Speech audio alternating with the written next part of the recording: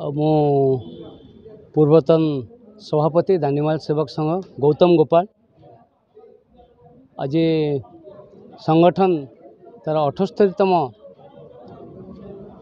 स्वाधीनता दिवस को एठी महासमारोह रे पालन करुचे। 40 खंड गाँव समस्त सर्वसाधारण एठी उपस्थित अछंती एवं देश 78 वर्ष हला स्वाधीन हला पर मध्य दलित मानकर बहुत गुड़े समस्या रही आज पर्यंत समाधान हो पारनी। से मध्यरु यही कम्युनिटीर लोक मेहतर नाम रे व्याख्या करा जाइछि जोटा आरओआर रे पटारे जहाँफल कि अधिकांश दलित समाज लोक माने सांविधानिक व्यवस्थार संरक्षण व्यवस्था को आभेल कर पारना। बड़ा दुखर और परितापर विषय एवं यही कम्युनिटी बढ़िया परिवर्ते अग्रगति करने परिवर्ते दुर्गति आड़ को मुहाऊँ। तेणु आज दिन में देश 78तम स्वाधीनता संग्राम स्वाधीनता दिवस को पालन करने अवसर में मु सरकार को अनुरोध करी एप्रति दृष्टि दि जाऊ एवं यही कम्युनिटीर लोक मैंने जदि आग को न आसब स्वाधीनतार मान ही किसी रही।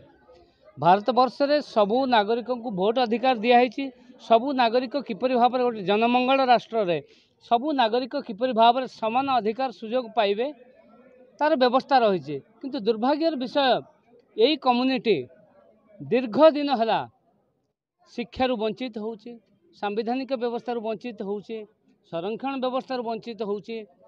तेणु ये अग्रगति करने परिवर्ते दुर्गति आड़ को मुहाऊँ एवं जनमंगल राष्ट्र रे यह एक परिपंथी। तेणु निश्चित भाव में सरकार एप्रति दृष्टि देवे एवं आम विभिन्न महल रे दाबीपत्र जनईचु असुविधा को जनईचु। तेणु निश्चित भाव में आम आशा करूँ सरकार आगामी दिन में यही तफसिलभुक्त जाति को तार मान्यता फेरइबे एवं तांकर अधिकार को फेरइबे जहाँफल ये उन्नति कले अंचल उन्नति कर अंचल उन्नति कले राज्य उन्नति कर एवं सर्वोपरि देश मध्य स्वाधीनतार सुफल पाइब।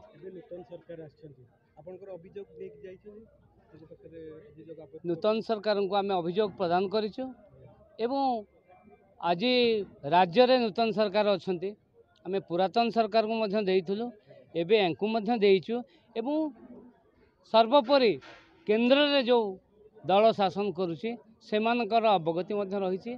एमाने सेमाने मध्य राज्य रे जड़े आदिवासी मुह को आनिचंती सामना को मुख्यमंत्री भाव में। तेणु मु आशा करुछि संगठन आशा करुछि एवं ए संगठन अधिसूत सबू गाँव अधिवासी माने आशा कर आगामी दिन में ये समस्यार मध्य सरकार समाधान करेंगे। निश्चित निश्चित शुणे बोले आमर आशा अच्छी एक्जाक्टली से दलित से एसटी कम्युनिटीर लोक। तेणु निश्चित भाव में ये प्रसंगटी को गुरुतर सहित विचार करेंगे बोले आम आशा कर।